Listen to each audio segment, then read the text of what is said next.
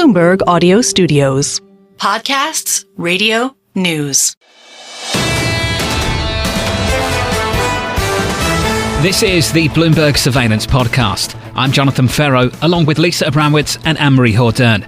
Join us each day for insight from the best in markets, economics and geopolitics. From our global headquarters in New York City, we are live on Bloomberg Television weekday mornings from 6 to 9 a.m. Eastern.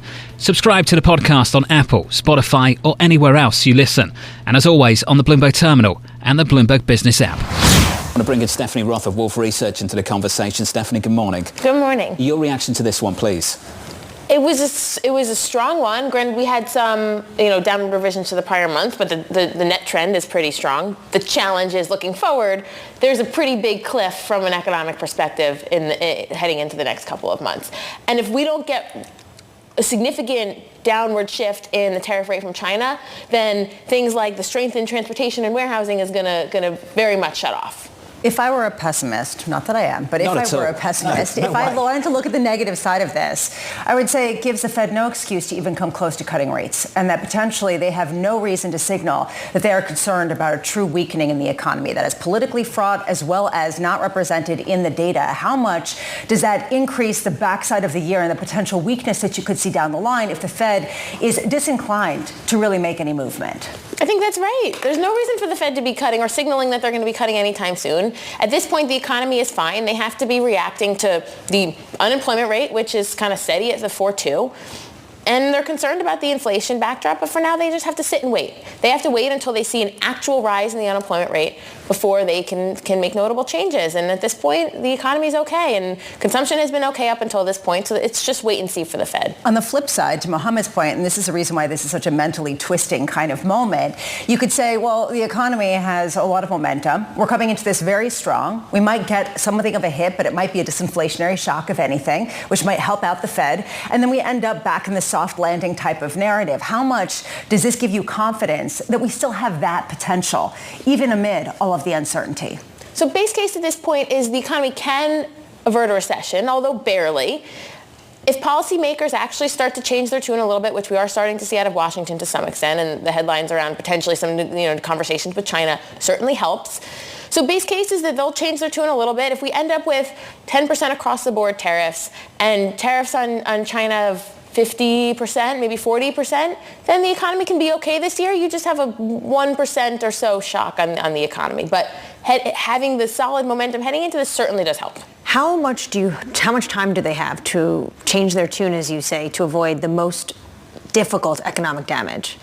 We have a couple of weeks. Weeks, not months. We have weeks, not months. I was just talking to the guests from the Port of LA just before this, and they were discussing the amount of time, especially smaller retailers have. They don't have these big warehouses. They have a couple of weeks. Take a bike shop, for example. They have just a couple weeks worth of inventory, and they wait for the next shipment. And if the shipments aren't coming in, it's going to become a problem. They're going to have to just shut down because they'll have 1 or 2 bikes left for sale. These are the empty shelves that people worry about. If you are just joining us 7 minutes ago, we just got the payrolls report. It came in at 177. The median estimate in our survey was 138. The unemployment rate expected to hold at 4.2%, and it did, 4.2%. They're the two headline numbers we often think about. Mike McKee, you look beyond the headlines. Sum it up for us. If you just missed it, what did you miss? Well, right now what I'm seeing is some impacts, it looks like, in the tariff areas or to-be tariffed areas. Computers lost construction lost 4,000 jobs. Semiconductors lost 1,100. Primary metal jobs were down by 100. Apparel jobs down by 300. And government workers down by 9,000. Leave out the Postal Service, but they got some DOGE cuts too, and you have 8,500. So you are seeing some impacts from the administration's moves already. In terms of the unemployment rate actually rises by a few basis points. The 3 digits is 4.187 from 4.152. So we came very close to getting a 4.3 handle, but it didn't move. And as you're talking about, unless the Fed sees the unemployment rate moving, they're not moving. The equity bulls getting everything they want this morning, Lisa. A better jobs report, the potential for talks between the US and China, and potentially a 9th consecutive day of gains on the S&P. I guess I'm trying to understand, if you flip this on its head and you talk about real strength in the economy and you talk about the potential for a deal, are we underestimating the inflationary pressure? Are we underestimating just how much growth there is that potentially is not being accounted for by the Fed or by the rest of the universe? I don't know. I'm just wondering, maybe people were saying there's a difference between the bond market and the stock market, and the bond market's so smart and it's always right. Maybe the stock market was right. And all of a sudden you need to reprice things on the other end. Pretzels, is that what we're making this morning? Look, let me put it this way. Whether this number was weak or strong, the risk was always that we extrapolated it out. The policy shock that we've had in the last month is so large that the distortions you'll see in the data, not just this month, the month after that, the month after that, just to go back to Gene Soroka again at the Port of LA, he's telling you, he's basically telling you what things look like now and how long it'll take to get things back to normal, even if you strike a deal tomorrow. Which is the reason why, if you take a look at the 2-year yield, it's almost completely retraced back to where it was before this print, because people are looking through this. They're saying this is not what we're going to experience in the upcoming months. Jeff Rosenberg of BlackRock jumps into the conversation now. Jeff, welcome to the program. We want your thoughts on where things are, how we're set up going into the opening bell 50 minutes away. Yeah, first point here, just agree with Mohammed's take that this is about where is the economy coming into the shock. And this is a good report, and that's important. You've got more resilience when you're coming to a shock from a place of strength. You look through the report across payrolls, across earnings, hourly hours worked. It's all strong. Now, that's the first point. The second point is, unfortunately, it's really less relevant to the go forward, because this is kind of, yes, it's our first hard data, but it's really pre the tariff shock. And as we're discussing that tariff shock and the size and the scope and the amount of exemptions, that's evolving, but none of this data really reflects the impact of the shock, and we'll have to see that data show up. And that's the third point here, is that the Fed, and they're going to have to wait, and they're going to have to wait until they see any kind of impact in terms of a rise in the unemployment rate. And until you see that, you're not going to really see any kind of expectations of Fed intervention. And as the other guest was saying, it's very hard for them to be preemptive and to go to forecast dependence. This is data dependence, and this is lagging data, and so that will be, really one of the last things to show up as we talk about that in months ahead. Jeff, if I may push a little bit on what you just said. So how are you navigating all these serious puzzles, soft data versus hard data? What about the sequencing? You hear some people say, yeah, we're going to slow down, but don't worry, there's deregulation, there's tax cuts coming, we're going to bounce right up. There's so many issues right there that people are debating in a very genuine manner. When you put it all together, when you look at the growth rate for the US, the IMF last week took it down from 2.7 to 1.8 for this year. A lot of people thought they would go further down. They will go more towards 1%. Where's BlackRock right now in terms of how all this nets out in terms of growth for the U.S. this year? We have a very broad, diversified group of investors. So BlackRock as a totality has a lot of different investors with a lot of different points of view. I'll tell you, my point of view on this is that we've had a shock. Is the shock going to be as big as, the immediate market reaction in the post-Liberation Day announcements? No, you see the walk back from that. But the shock has affected outcomes. And the uncertainty about how big that will be, yes, we've probably cut off the tail because the administration's response, the concern about financial markets and the negative reception, the concern from the real economy participants and the real effects that these very initial tariff policies were having, we're seeing that walked back. However, you still have the damage to be seen, and that means likely some degree of slowdown. And even if the tariff rates are much reduced from the initial proposal, you're still talking about this kind of uncertainty. The Fed brought back into the language a transitory effect on inflation from the one-time tariff increase. The big question will be, in an environment that is much more used to price increases, what are the second-order effects on inflation and inflation expectations? As you see that, what should be a one-time effect, is it really a one-time effect? And those will be, the big focus. I think, in our outlook, the vulnerability here is the markets have kind of repriced very quickly any kind of risk premium. You see it in the round trip in equities, you see it in the round trip in high yield spreads. So there's not a lot of margin for safety with respect to market pricing. So for us, that's meant a little bit more of taking the opportunity as the market has kind of moved to very quickly price in a more optimistic take, to take a little more defensive positioning in our portfolio. Jeff, what does defensive positioning actually look like? What does that mean in today's market?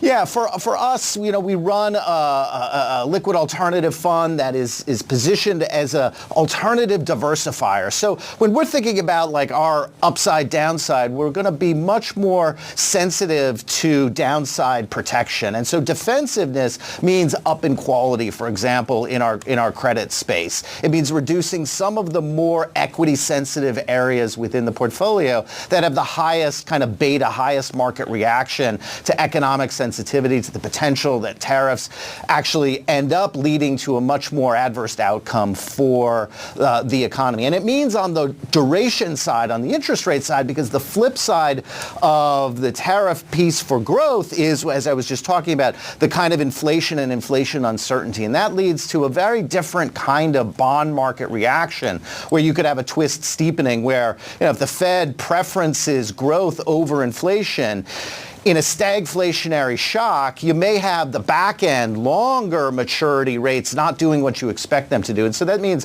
kind of shortening our, what we call key rate duration. Where are we getting our exposures for the diversification? Looking much more to the front end of the curve than historically you would have thought, hey, the back end is really the best place. In today's environment, I think the back end is much more vulnerable. And a stagflationary kind of outcome really changes how you think about defensive positioning in fixed income portfolios. We were talking to Priya Misra earlier of JP Morgan Asset Management, and she said that 30-year treasuries were the risk asset right now and doesn't really want to go there. Do you feel the same? Yeah, it's a similar viewpoint. Yeah, you got to be careful because there are a lot of cross currents. There's a lot of potential for policy intervention and some other changes. And you have to also be careful that market positioning, as Priya's talking about, it's a very popular kind of crowded viewpoint that the back end is vulnerable. That being said, I think the base case is, and we've seen it here, we saw it in the post-tariff announcement, a big curve steepening, that you do have the potential here. It used to be in the zero interest rate environment post-GFC, flight to quality was a curve flattener. You wanted to own the 30-year. In an earlier era, long before the GFC, we used to think flight to quality was a curve steepener, and I think we're back into that kind of environment. That makes it a little bit challenging for investors who are kind of cash limited because you don't get the same kind of return for a dollar investment. It means you need a little bit more flexibility in your portfolio toolkit to use things like futures and leverage to equate your diversification irrespective of where you are on the yield curve. And a little bit more flexibility in the toolkit allows investors like ourselves to be able to do that. Hey, Jeff, thanks for dropping by. Jeff Rosenberg there of BlackRock on the latest in this market. The latest on the jobs market, 177K, an upside surprise on a jobs report with an industry breakdown. Mike McKee joins us now with more. Mike, what do you got? Well, John, looking at some of the areas where you would think the tariffs would have an impact, at least they might at some point. They haven't yet today.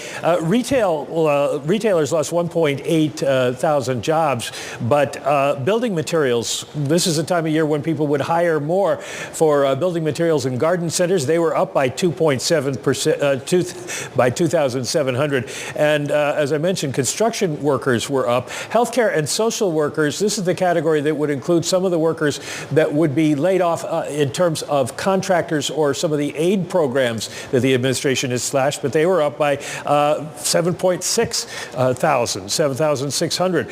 So we're still seeing people getting hired into areas in which you'd think there would be job cuts or that they may be coming at some point, but we haven't gotten there yet. Only 2,000 people listed as job losers this past month. So right now, it looks like the economy is still, or the labor market at least, is still pretty strong. Mike McKee, thank you. Breaking down the labor market for us this morning, breaking down the commentary from the White House. Anne-Marie, the president, with a few things things to say. A few things to say. He's talking about gasoline. He's saying it just broke $1.98. I'm actually looking at what the national average is. It's just above $3. He's talking about energy down, employment strong, and get to the punchline, of course. He's saying this is a perfect moment for the Fed chair, Jay Powell, to lower interest rates. The jawboning, Jonathan, continues. Stephanie, is it the perfect time for Jay Powell to lower interest rates? It is not the perfect time. It's the opposite. The economy is running okay right now. They don't want to get ahead of this. They're going to have to just wait and see what the impact is from an employment perspective and then an inflation perspective, by the way. Inflation could be running up towards 4%.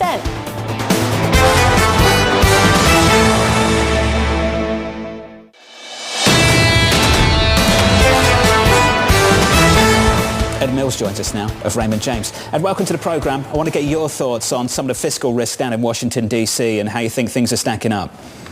Yeah, John. So I think the number one goal of this budget today is to get all of us to repeat the point that it cuts or proposed to cut $163 billion.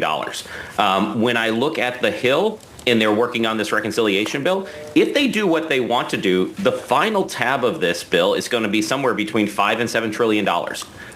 We're going to have some cuts, and that may bring it down to $3 to $5 trillion.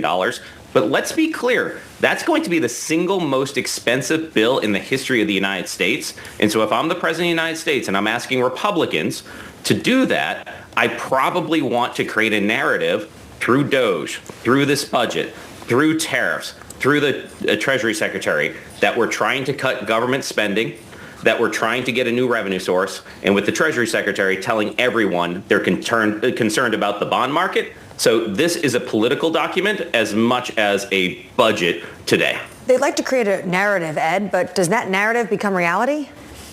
Well, everything in politics, everything in life is compared to what? And so this is where they're also kind of laying this out, Anne-Marie, where they're saying you have a choice as a congressional Republican. Which one do you want to vote for? The largest tax increase in the United States history or the largest tax cut in the United States history? And if you vote for kind of the largest tax cut, you are supporting the president. And for Republicans, it's increasingly difficult to be opposed to this president. And so, yes, they're creating that narrative, and they're creating a juxtaposition that most Republicans are going to take. Ed, I totally understand the first level of narrative, but there's a second level of narrative, and that has to do with the composition of the budget, and in particular, the different impact of a significant spending cut and a tax cut. They operate differently, and there is a second narrative that says, you know what, this budget in the short term will tip us closer to a recession. What do you make of that? Yeah, Mohammed, I think what the narrative I get out of that is that this is an administration who is very clearly focused on cuts on the domestic side of things. And yes, there are fiscal impacts of that. But they're also trying to send the message that they want to increase defense spending. This budget will be the first $1 trillion proposal for annual spending on the defense budget. In the reconciliation bill, they want to add another $150 billion to front end load that. I think what we're seeing is historically in D.C., there's a bit of a balance in discretionary spending between defense and non-defense. And this is a president who's saying, let's skew this more towards defense versus non-defense. How that impacts the ultimate economy to be determined. But I think what Republicans would say is when you add up the kind of domestic R&D tax credit, bonus depreciation, no tax on tips, no tax on Social Security, they would say that's fiscal stimulus and could offset on the kind of private sector what the government might be cutting from this budget. Ed, appreciate the update, sir. As always, thanks for jumping on. Ed Mills there of Raymond James.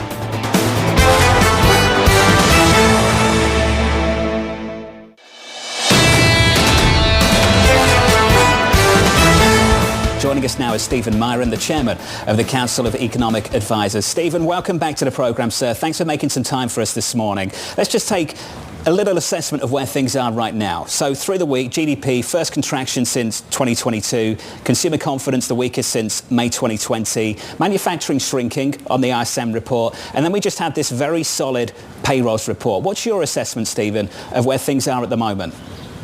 Good morning. Thanks for having me. And let me just say that I know that surveillance usually ends at 9, so I look forward to you guys benefiting from the president's forthcoming no tax on overtime. So thanks for staying a few extra minutes. But no, look, I think there's been an ongoing disconnect between the hard data and the soft data, and the hard data continue to perform very well. 177,000 jobs last month, a beat of 40,000 jobs. That's the president's second jobs day beat in a row. And on top of that, you've got 11,000 construction jobs, expanding construction sector in spite of the president's crackdown on the border, disproving critics again. And the hard data continue to be okay. And I think it's worth emphasizing that these data represent the period after the president's historic actions with tariffs on April 2nd.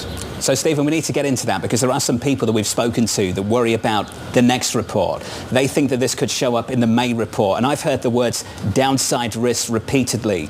Are you confident that some of that's avoidable?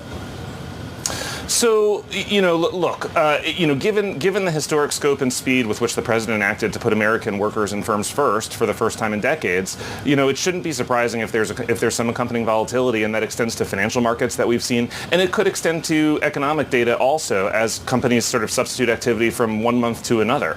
That remains to be seen. But so far in the hard data, we're not seeing any real evidence of that to be the case. And as you pointed out, there are various soft data sentiment indices that look not as good, but those tend to be influenced by financial markets, and there's been enormous volatility there lately, as you guys are aware, and they tend to be influenced a lot by politics. But historically, the correlation between those and activity has been weaker in the last few years than it would have been, say, 10 years ago. We are seeing it show up in some hard data, and that's trade volumes. We just caught up with the Port of LA director, Gene Soroka.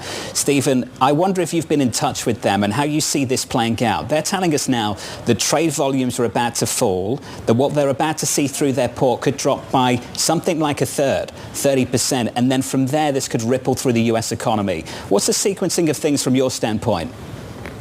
Thanks. So as I mentioned a moment ago, there can be some volatility in the economic data, and I think it's worth emphasizing that there are some firms that want to see the outcome of trade negotiations, which will be coming soon, and they want to see the tax bill passed, which again will be coming soon. And as a result, they may substitute activity from one month to another, from one quarter to another, but it all gets averaged out over time. These are not the types of activities for which activity would get canceled permanently. And as you mentioned at the start, the GDP report contained a 5-point drag from import activity. So we're just coming off of a quarter with an enormous amount of imports that by the way, there was a data anomaly in the GDP data that I'm sure most of your audience is aware of by now. But after such a huge import drag on the economy in the first quarter, it wouldn't be surprising if there were a little bit less imports subsequently. But this stuff all averages out over time. And that's why it's important to look at measures of underlying GDP growth, underlying economic activity, and those were quite strong. As you know, the market's very focused on trade talks right now, and that's why we've seen equities recover to the extent they have over the past week. Stephen, the US says China wants to talk. China's going around saying the US wants to talk. I don't think the market really cares about that. The market just wants to see talks. What's the timeline for actual talks? So the president has repeatedly said in recent weeks, and he's been very clear, that he thinks that we will do a deal with China. I think the president is right. And as I keep pointing out, the president has one of the best track records on making deals in the entire history of the country. He is able to pull deals out of a hat that nobody thinks are possible. He pulled the phase one deal with China out of a hat in 2018, 2019, in spite of all the doubters. Many people didn't think that was possible, but he achieved it. And so I think the president is right that we will have a deal with China. I can tell you that I have good reason for that optimism. I think that it's in the interest of both economies to lower the temperature, to create breathing space, to continue talking, to figure out how we can get to a new stable equilibrium on trade. And I think that a little bit of de-escalation will be quite helpful. So I would be surprised if tariff rates are where they are now, within a few weeks from now. A few weeks. So you're saying within a few weeks, the 145% tariff rate on China is bound to come down, and to where, Stephen? Well, I can't get ahead of negotiations. I can't make commitments. I'm not part of the trade negotiating team. I'm not a trade negotiator. But what I can tell you is the president has been very clear that he thinks that there will be a deal with China, and I think the president is right. And I think it's in the interest of both sides to come to a de-escalation that lowers the temperature and creates breathing space. Well, China this morning put out a statement, the Commerce Ministry, so this is official, saying China is currently evaluating this. Do you have a sense when the president is going to get on the phone with Xi Jinping? I don't. And again, I'm not a trade negotiator. I'm an economic advisor. That's the scope of my role. What I'm giving you is my expectations. I can't get ahead of the negotiations. I can't commit anyone. Stephen, I wonder if you could give us some insight, though, just to the approach we're taking at the moment. The Treasury Secretary mentioned just yesterday that maybe we could revisit the purchase agreements that we struck with China back in 2020. Is that something we'd look to do with other nations as well? Look, I think that there's a wide variety of terms that can be included in the different negotiations, and each country is different, each trading partner is different, and I suspect that each trading agreement that is reached will end up being different too. But things like that should definitely be on the table, and I think it's up to other countries to show America that they mean to make trade more fair, they mean to make trade more reciprocal, and they mean to create better markets for U.S. exports the way that we accept their exports into our markets. And purchases like the type you're describing, could work towards that end. Well, the Europeans are looking at increasing the purchases of U.S. goods to 50 billion euros to address what they say is the problem in the trade relationship. Is that enough to get a deal done between Washington and Brussels? Again, I'm not a trade negotiator. I'm not making deals with people. I'm just an economic advisor. And, I can't say, I can't prejudge the outcomes of those deals. However, what I will say is that talking is better than not talking. And I do believe in the ability of the president to create deals that nobody expects. And once you start on that process, I think that there will be fertile ground for countries to see eye to eye to make trade fairer, more symmetric, more durable, more resilient, and create a more long-lasting, stable global trading system. Well, the Japanese are talking, and I think this is something that you can offer some insight on, an assessment on what this could mean for financial markets and the economy, and we'd love to know the kind of advice you'd give in the Oval to the President of the United States. The Japanese finance minister was asked if Japan's holding of treasuries could be a negotiation tool, and the response was this. Here's the quote. "It does exist as a card. Whether or not we use that card is a different decision." Stephen, what's your reaction to that? My reaction is that I'm not the Treasury Secretary, and you should ask my neighbor a couple blocks down. Do you have an assessment on what that would mean for markets and the economy, though?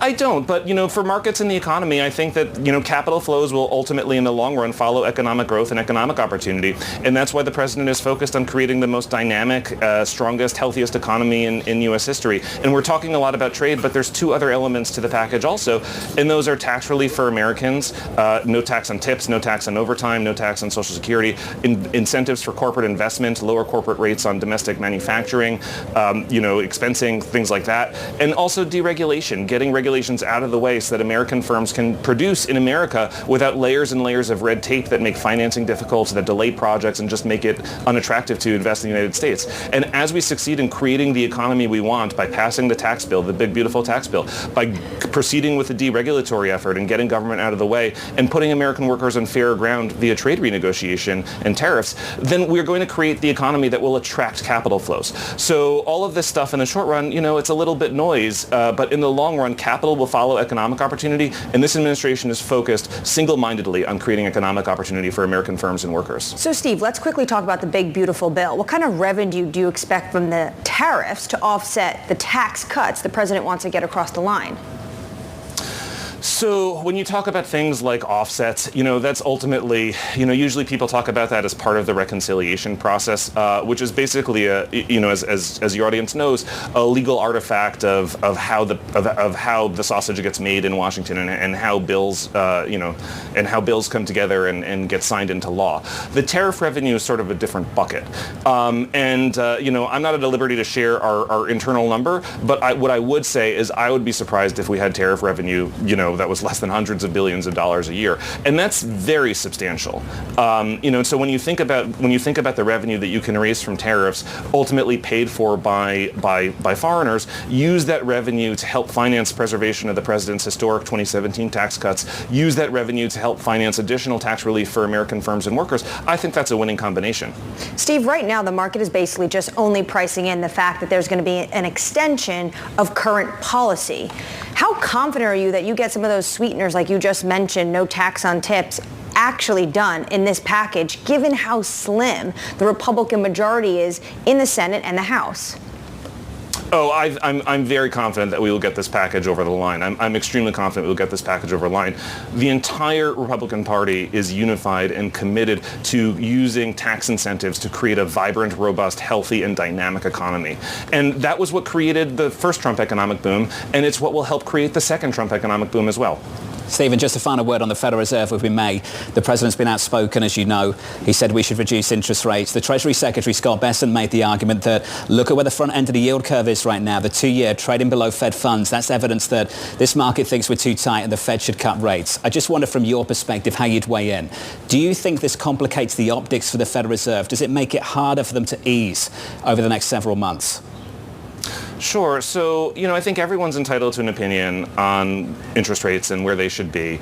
And the president actually has a pretty good track record of his opinions. He was right in 2018, 2019 that inflation wasn't an issue and that interest rates were too high. And eventually consensus came around to his view.